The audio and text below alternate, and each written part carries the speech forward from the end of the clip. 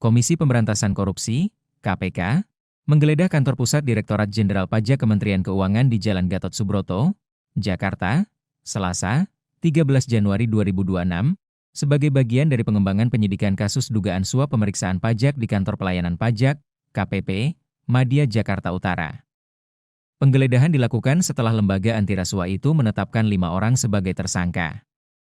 Pantauan di lokasi menunjukkan penggeledahan berlangsung sejak siang hari di Gedung Mari Muhammad, Kompleks Kantor Pusat Kementerian Keuangan.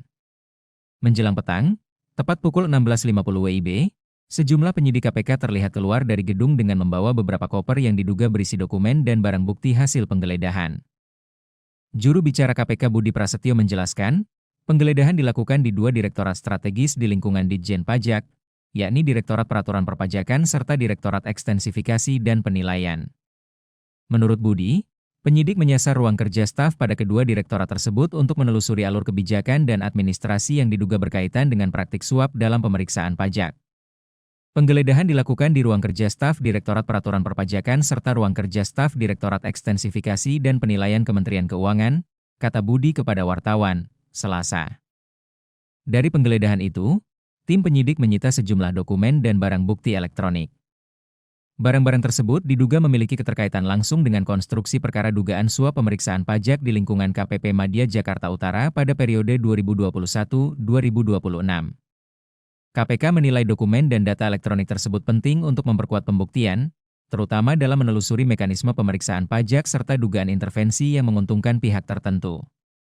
Selain dokumen dan barang bukti elektronik, penyidik juga menyita sejumlah uang tunai. Uang tersebut diduga bersumber dari para tersangka dan berkaitan dengan tindak pidana korupsi berupa suap dalam proses pemeriksaan pajak.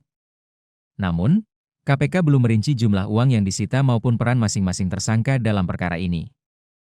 Kasus dugaan suap di KPP Madya Jakarta Utara menjadi sorotan karena menyentuh jantung administrasi penerimaan negara.